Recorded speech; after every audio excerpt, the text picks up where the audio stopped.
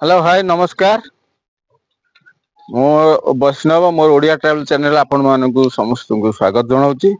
आज मु आउ गोटे नुआ वीडियो आपण मानकु आउ गोटे नुआ गाँव को नहीं जाऊँ देखिया पे। आ ये गाँव टी होची हमर कोरापुट पाखरु गोटे 8 किलोमीटर दूर रे अवस्थित भितर अच्छी गाँव ना गोटे गाँव रे लोक माने प्राय माने याकू कहती रणा गंठा गुड़ा बोली गोटे गाँ अच्छी आपको भी गुंठा गुड़ा भी कहती।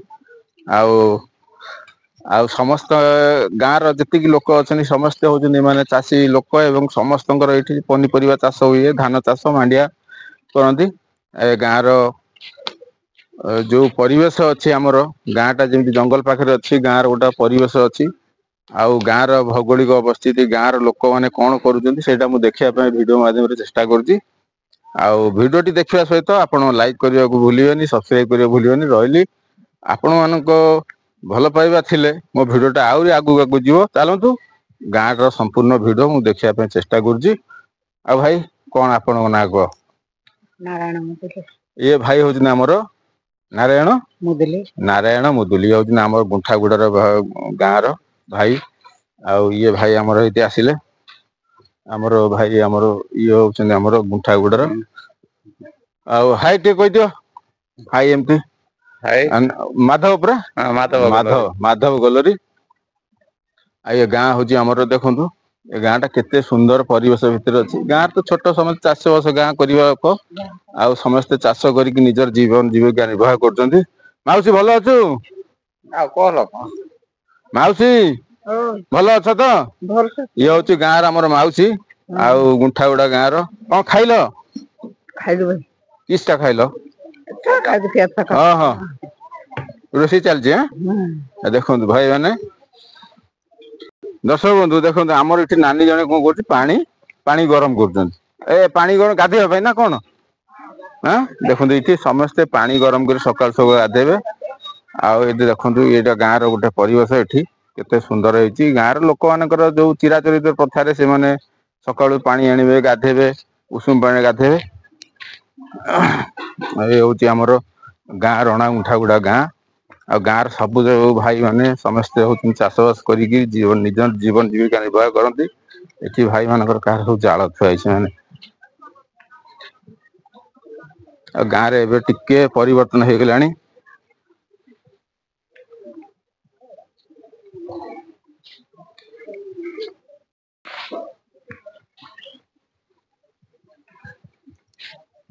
भाई कौन खबर कौन खाଇବା पिया सरला कि ये हूँ आमर भाई गुंठागुड़ा गाँव रोटे जन भाई आउ ये गाँव आगु आउर भी गाँव सेपटर अच्छी घर गाई मान चरिया जाई ना दर्शक बंधु देखो गाई मैंने बर्तमान गुहार अच्छा मैंने चरिया जानते देखो यहाँ हूँ देखार उद्देश्य हूँ ये हूँ गाँव रोटे केते सुंदर परिवेश भितर गाँ रोचे आमर गाई मैंने ये अच्छा पाखे जंगल अच्छी आउ चाष बास जमी बाड़ी सब अच्छी लोक मैंने निजे भी जाऊँच माने केमती गाई नहीं जाऊँच चरिया ये सुंदर बहुत सुंदर परिवेशटा ये अच्छी। दर्शक बंधु आउर बहुत जिनस अच्छी आपण मानक ये गाँव देखा आउ ये गाँ टी एत सुंदर यहाँ माने या पाखे आ कौन गाँ ना पाखे माने सब चारिपट खाली चाष जमी आपण मानक चाष जमी पाखक नहीं जी देखा आउ चलतु आउ गोटे साइड देखा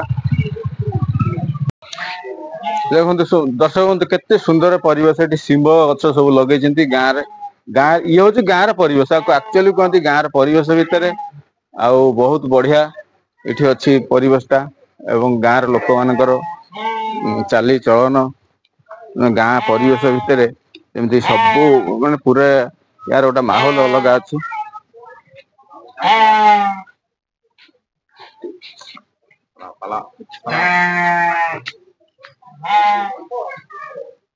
ये गाँव लास्ट यहाँ बोधे आउ छाड़ू घर ना आ घर ना या भितर सब चारिपट जहाँ खाली जमी बाड़ी अच्छी बाहर जीवा देखा आपण मान गोटे बाहर जगह को नहीं जाऊँ गाँ चारिपट बाहर जहाँ अच्छी देखा नहीं जाऊँ।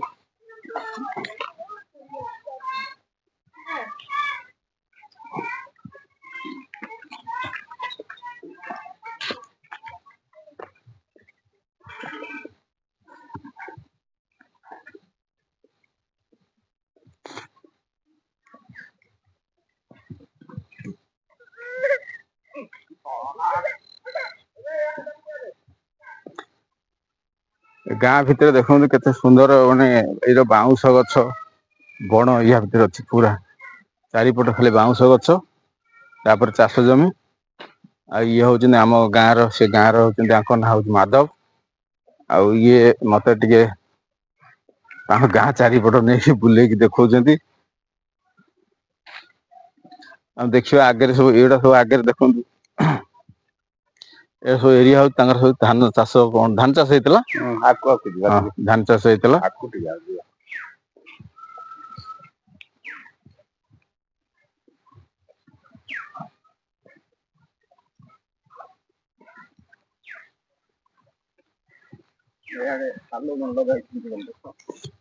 ସେ ଗାଁର ଲୋକମାନେ ଦର୍ଶକ ବନ୍ଧୁ ଏ ଗାଁର ଲୋକମାନେ ବର୍ତ୍ତମାନ କଣ କରୁଛନ୍ତି ଏଠି ସବୁ ଆଳୁ ଲଗେଇଛନ୍ତି ଏଇ ଶୀତ ଦିନ ଆଳୁ ମାନେ ଏଠି ଚାଷ ବାସ ଚାଲିଛି ଭିତରେ ଭିତରେ ଜାଗା ଗୁଡା ସବୁ ଏମିତି ଏ ବାଉଁଶ ଗଛ ଏଇଟା ଟୋଟାଲ ଏଠି ବାଉଁଶ ଗଛ ବଣ ଏଇ ଜାଗାଟା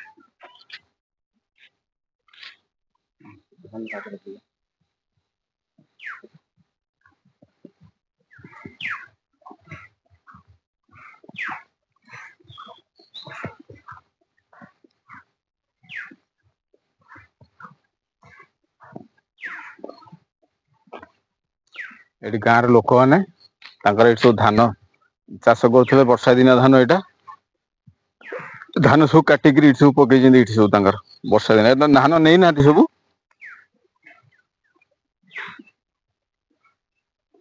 ଏ କୋରାପୁଟ ଜିଲ୍ଲାର ଏଇଟା ହଉଛି କୋରାପୁଟ ସହର ପାଖରୁ ଏଟା 8 କିଲୋମିଟର ବା ପାଖାପାଖି 10 କିଲୋମିଟର ଦୂରରେ ଏ ଗାଁ ଟା ଅଛି ଆଉ ଇଏ ଗାଁ ର ଚାରିପଟରେ ଇଏ ହଉଛି ଗାଁ ର ଗୋଟେ ସୁନ୍ଦର ପରିବେଶ ଭିତରେ ଏଇ ଚାଷ ଜମି ଗୁଡା ସବୁ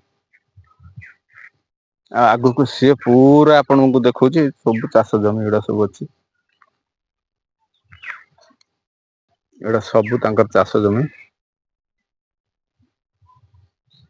ଇଏ ହଉଛି କୋରାପୁଟ ମାନେ ଯୋଉ ଅଛି ଜିଲ୍ଲା ଅଛି ତା ଭିତରେ ଯେତେ ଗାଁ ସବୁ ଅଛି ତାଙ୍କର ପରିବେଶ ସବୁ ଅଲଗା ଅଲଗା ଜାଗାରେ ସବୁ ପରିବର୍ତ୍ତନ ହେଇଯିବ ମାନେ ତାଙ୍କର ଭୌଗୋଳିକ ଅବସ୍ଥିତି ତାଙ୍କର ଜାଗା ତାଙ୍କର ଇଏ ହଉଛି ଏଇଟାକୁ କହନ୍ତି ଯୋଉ ଜାଗା ମୁଁ ଦେଖଉଛି ଏଇଟାକୁ କହନ୍ତି ବେଡା ଜମି ଏବଂ ଏଇ ଜମିରେ ତାଙ୍କର ଧାନ ଚାଷ ହୁଏ ବର୍ଷା ଦିନିଆ ଧାନ ଚାଷ ଆଉ ଯୋଉଟାକ ଅଲଗା ଅଛି ତା ସବୁ ତାକୁ ଉପର ଢିପ ଜମି କହିବେ ପଦା ଜମି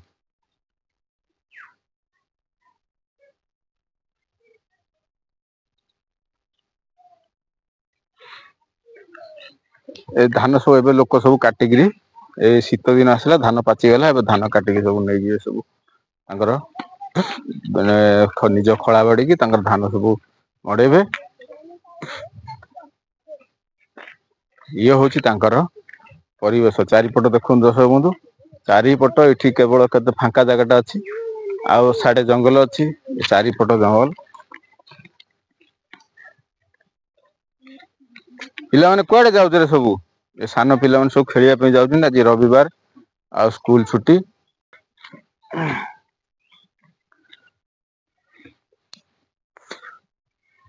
ବର୍ଷା ଦିନିଆ ଚାଷ ବି କରନ୍ତି ଆଉ ସେଇ ବର୍ଷା ଦିନିଆ ଚାଷ ଯାହା ଉତ୍ପାଦନ ହବ ସେମାନେ ସବୁ ନେଇକିରି କୋରାପୁଟ ମାର୍କେଟ ରେ ବିକିବେ ବାଇଗଣ ବିନ୍ସ ଆଉ ଯାହା ତାଙ୍କର ଫୁଲକୋବି ବନ୍ଧାକୋବି ଯାହା ସବୁ ପରିବା ଉତ୍ପାଦନ କରିବେ ସବୁ କୋରାପୁଟ ହାଟରେ ମାର୍କେଟରେ ନେଇ ବିକିବେ ଧାନ ସରିଲେ ଖାଲି ଟମାଟୋ ଏଇ ଜାଗାରେ ଧାନ ସରିଲେ ଏଥିରେ ଟମାଟର ଲଗେଇବେ ଟମାଟୋ ଆଉ ବୋଇତାଳୁ ହଁ ବୋଇତାଳୁ ଲଗେଇବେ ଓହୋ ଏ ପାଣି କୋଉଠି ଆସିବ ବନ୍ଧର ଟିକେ ଅଛି ବନ୍ଧରେ ଟିକେ ଯୋଉ ଏଠୁ ପାଣି ମାନେ ପାଇପ ରେ ଆଣିକି ଏଠି ସବୁ ଚାଷ ହବ ନାଇଁ କି ଦର୍ଶକ ବନ୍ଧୁ ଇଏ ହଉଛି ଏଇ ଗାଁ ର ହଉଛି ପରିବେଶ ବର୍ତ୍ତମାନ ଏଇ ଯୋଉ ଆମର ବର୍ତ୍ତମାନ ଅଛି ଏଇ ଜାଗା ଗୁଡା ବର୍ତ୍ତମାନ ଚାଷ ହଉଛି ଏଇ ଜାଗା ଗୁଡା ସବୁ ବର୍ତ୍ତମାନ ଟମାଟର ଚାଷ କରିବେ ଆଉ ଏ ବର୍ତ୍ତମାନ ଧାନ ବର୍ତ୍ତମାନ ଏଇଠି ଅଛି ଧାନ କଟା ବି ସରିଗଲା ପାଖାପାଖି ସରିନି ଆହୁରି ବହୁତ ଅଛି ସେ ସବୁ ଇଏ ଭିତରେ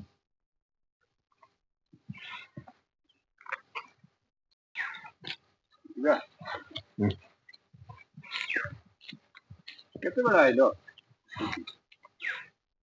ଏ ତାଙ୍କର ଇଏଟା ହଉଛି ତାଙ୍କର ଗୋବର ଖାତ ସେମାନେ ଗୋବର ଖତ ଟା ନିହାତି ସେମାନେ ଜମିରେ ଚାଷ ପାଇଁ ବ୍ୟବହାର କରନ୍ତି ଆଉ ଏଇଟା ମାନେ ସେମାନେ ଏଇ ଗୋବରକୁ ଶୁଖେଇକିରି ଖତ କରିକିରି ଏମାନେ ସବୁ ତାଙ୍କର ଚାଷ ଉପରେ ବ୍ୟବହାର କରିବେ ଭଲ ଚାଷ କେମିତି ହବ ସେଇଟା ବି ସେମାନେ ସବୁବେଳେ ଚେଷ୍ଟା କରୁଥିବେ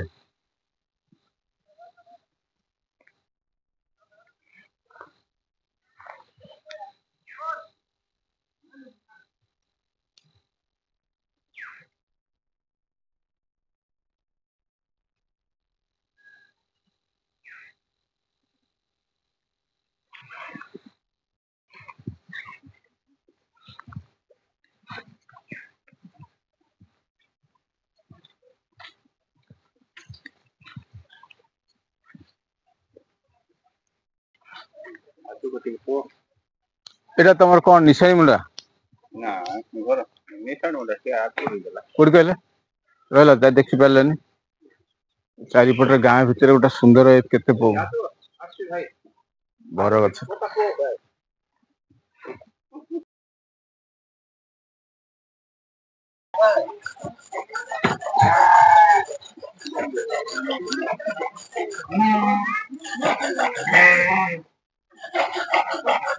ଗାଁରୁ ସବୁ ଗାଈ ଯାକ ବର୍ତ୍ତମାନ ବାହାରିଲେ ଚରିବା ପାଇଁ ଯିବେ।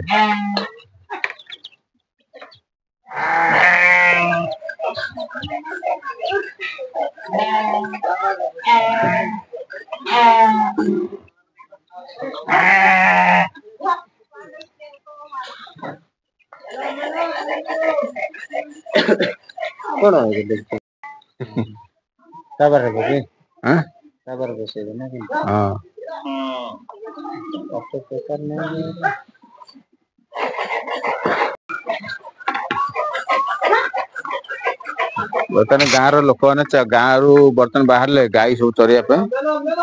ଆଉ ଏଥର ଗାଁର ତ ପରିବେଶ ଗାଈ ମାନଙ୍କୁ ବାନ୍ଧିକି କେତେ ରଖିବେ, ସେମାନେ ଯିବେ ଚରିବେ ସନ୍ଧ୍ୟା ବେଳକୁ ପୁଣି ଫେରିବେ ଆଉ।